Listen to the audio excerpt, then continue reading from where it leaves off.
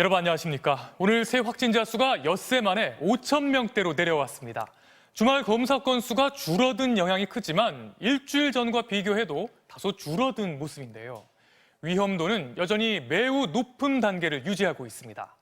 이런 가운데 인천의 한 교회 선교시설에서 80명이 넘는 확진자가 한꺼번에 나와 긴장감이 커지고 있습니다. 양소연 기자가 취재했습니다. 인천시 중구 운북동의 한 교회 선교시설. 곳곳에 외부인의 출입을 금지한다는 안내 문구가 붙었습니다. 이틀 전 이곳에 신도 6명이 확진된 뒤 목사와 신도, 가족 등 86명이 무더기로 확진됐습니다. 교인들 대부분이 건물에 집단 거주하며 숙식을 함께 해온 것으로 파악됐습니다.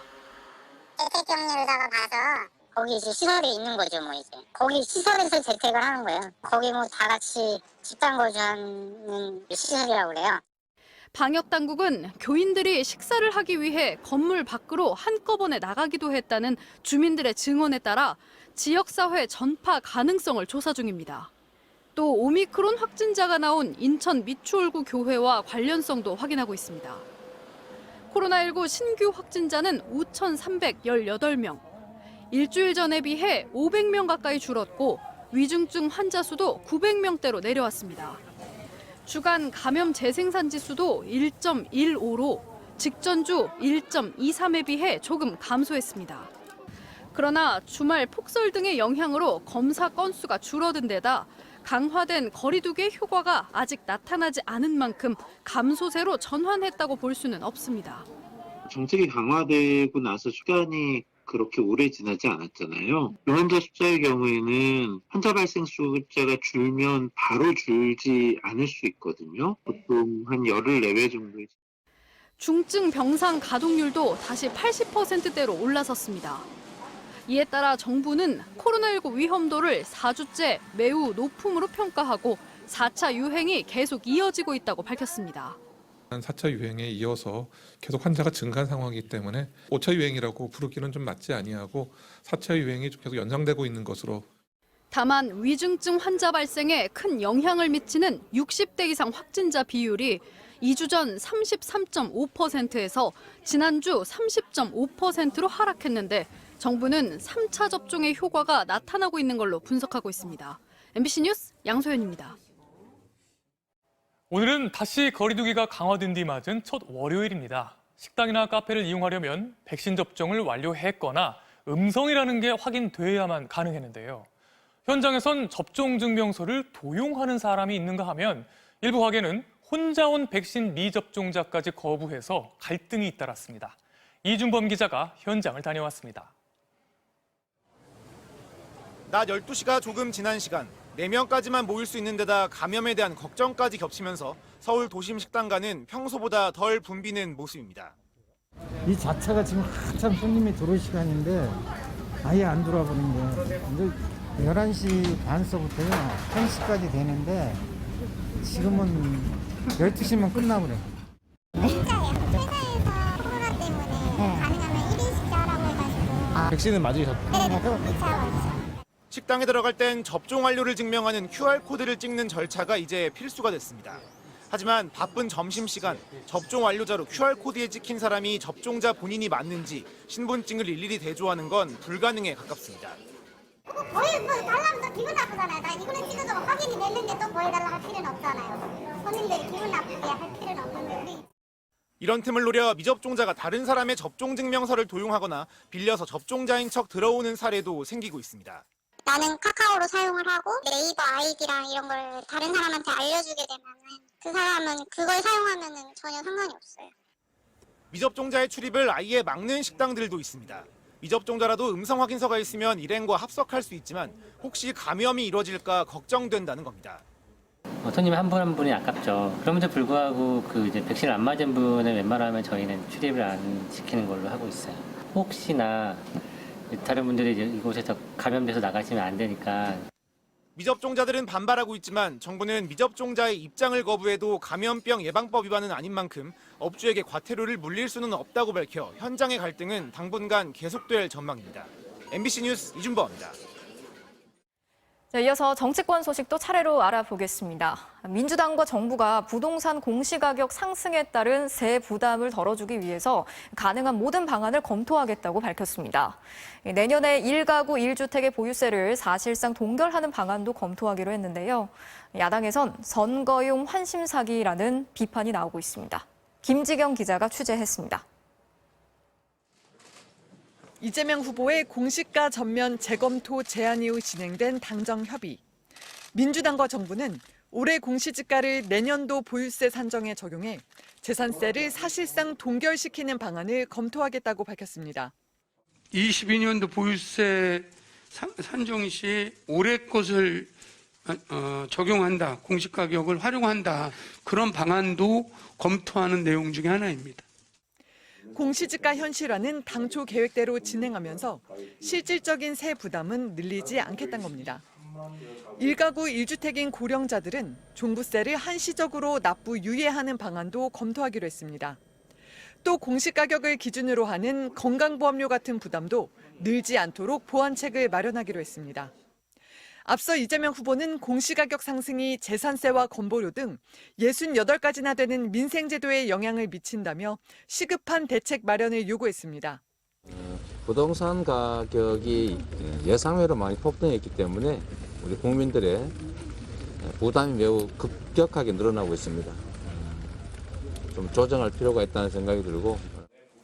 민주당의 기존 입장과 배치된다는 비판도 나왔지만 내년 3월 대선 직후 공동주택 공시가격 발표가 예정돼 수도권 민심 악화가 우려된다는 점을 고려한 걸로 보입니다. 국민의힘은 보유세 감면엔 찬성한다면서도 선거를 앞두고 국민들의 환심을 사기 위한 조치라고 비판했습니다.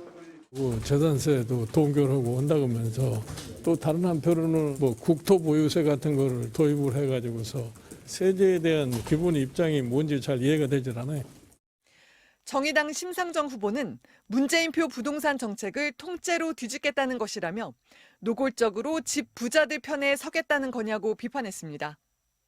당정 협의와 관련해 청와대 고위 관계자는 정부도 집값 폭등으로 인한 세 부담을 일시적으로 줄이는 방안을 검토하고 있다며 내년 초 구체적인 대책을 발표할 예정이라고 밝혔습니다. MBC 뉴스 김지경입니다. 국민의힘 윤석열 후보의 부인 김건희 씨의 허위 경력 의혹을 두고 민주당이 연일 공세를 펴고 있죠. 그러자 국민의힘이 네거티브를 중단하라고 촉구하고 나섰습니다. 이에 대해 민주당 이재명 후보는 정책 토론을 하자고 해도 거부하고 있지 않느냐면서 대선 후보 토론회부터 나오라고 맞섰습니다. 이기주 기자가 전해드리겠습니다. 국민의힘 윤석열 후보의 부인 김건희 씨 측이 뉴욕대 연수 경력을 증명하기 위해 공개한 수료증입니다. 날짜가 2006년 10월 23일부터 27일까지로 불과 5일 동안 다닌 걸로 적혀 있습니다. 2006년 10월부터 11월까지 뉴욕대에서 연수를 받았다는 김 씨의 이력서 내용과는 차이가 있습니다. 민주당은 뉴욕대 견학 프로그램을 정식 연수로 둔갑시켰다며 이게 윤석열식 공정이냐고 거듭 비판했습니다. 국내 대학 6개월 지도자 과정 일부인 방문 프로그램을 뉴욕대 연수로 허위 작성했습니다. 이를 교수 임용 이력서 학력란에 버젓이 기재해 김 씨의 허위 경력 논란이 일주일째 지속되자 국민의힘은 네거티브 중단을 촉구했습니다. 김종인 총괄선대위원장은 대통령 후보들은 당면한 문제들을 어떻게 해결할지 논쟁해야 한다며 네거티브에 몰두할 때가 아니라고 주장했습니다. 네거티브 전쟁은 그만하시고 민생과 우리나라 경제의 앞날을 위해서 각 후보들이 어떠한 주장을 내걸고 경쟁을 하는지. 윤석열 후보는 네거티브 중단에 원칙적으로 동의했지만 한국 정치사에 그렇게 된 일은 없었다며 회의적인 반응도 보였습니다. 김건희 씨의 공개 활동은 더 늦어지거나 아예 안 할 수 있다는 분위기도 감지됐습니다. 김종인 위원장은 김 씨가 꼭 나설 필요는 없다고 말했고 윤 후보도 배우자가 조용히 역할하는 분들도 있다고 동조했습니다. 공개 활동은 열심히 하신 분도 있고 또 조용히 가족으로서 역할만 하신 분들도 있고 다양하게 있기 때문에 야당의 네거티브 중단 제안에 이재명 후보는 정책 선거는 자신이 먼저 주장했다며 윤 후보는 정책 토론부터 나오라고 촉구했습니다. 그런 정책 토론을 일주일에 한 번 정도라도 합시다. 1대1 토론합시다 했더니 이걸 거부하고 있지 않습니까? 국민의 삶을 책임질 만한지를 좀 국민들이 보는 앞에서 좀 검증하게 되기를 기대합니다. 하지만 윤석열 후보 측은 말 바꾸는 후보와는 토론할 생각이 없다며 후보 등록 이후 법정 토론만 할 방침이라고 밝혔습니다. MBC 뉴스 이기주입니다. 청와대 김진국 민정수석의 아들이 여러 기업에 입사 지원서를 내면서 아버지가 민정수석이니 많은 도움을 드리겠다 이렇게 써낸 것으로 확인됐습니다. 김 수석의 아들은 너무 취직이 하고 싶어서 철없는 행동을 했다면서 고개를 숙였고 김 수석도 있을 수 없는 일이라면서 사과했습니다. 손하늘 기자가 단독 취재했습니다. 한 컨설팅 회사에 제출한 31살 김모 씨의 입사 지원서입니다. 지원 분야는 금융영업, 희망 연봉은 3,500만 원에서 4천만 원으로 적었습니다. 이어지는 자기소개, 성장 과정에 아버지께서 김진국 민정수석입니다. 딱 한 줄 적었습니다. 학창 시절 칸엔 아버지께서 많은 도움을 주실 거라고 적었고 성격의 장단점 칸에는 제가 아버지께 잘 말해 이 기업의 꿈을 이뤄드리겠다. 경력 사항에는 한번 믿어보시라. 저는 거짓말하지 않는다고 썼습니다. 이어 제가 이곳에서 날개를 펼칠 수 있도록 도와달라며 소개를 마쳤습니다. 실제 김진국 민정수석의 아들이었습니다. 제가 미쳤었나 보다. 진짜 그래서는 안 되는데 진짜 죄송합니다. 정말 너무 이제 취직을 하고 싶어가지고 제가. 김 씨는 기업체 5곳에 같은 내용의 입사 지원서를 제출했고 이들 기업들은 모두 김 씨에게 연락한 걸로 파악됐습니다. 한 기업 관계자는 내용이 너무 노골적이어서 사칭이 아닌가 싶었다고 밝혔습니다. 김 씨는 이력서에 2018년 3월 용인대 격기지도학과를 졸업했다고 적었지만 실제 용인대를 졸업하지 못했고 다른 대학으로 옮겼다 자퇴한 걸로 확인됐습니다. 학력도 허위로 적은 겁니다. 김 씨는 이 이력서를 모두 회수했고 면접도 보지 않았다고 해명했습니다. 이후 제대로 된 이력서를 제출하고 한 IT 회사에 취업했다고 밝혀왔습니다. 김 씨가 취업한 IT 업체 측도 김 씨가 오늘 첫 출근에 교육받았다며 김 씨가 자기소개서나 면접장에서 아버지에 대해 밝히지 않았고 최종 합격 뒤 전화로 처음 아버지가 누구인지 말했다고 설명했습니다. 김진국 민정수석은 아들이 불안과 강박 증세 등으로 치료를 받아왔다면서도 있을 수 없는 일로 변명의 여지가 없고 진심으로 사과드린다며 고개를 숙였습니다. MBC 뉴스 손하늘입니다.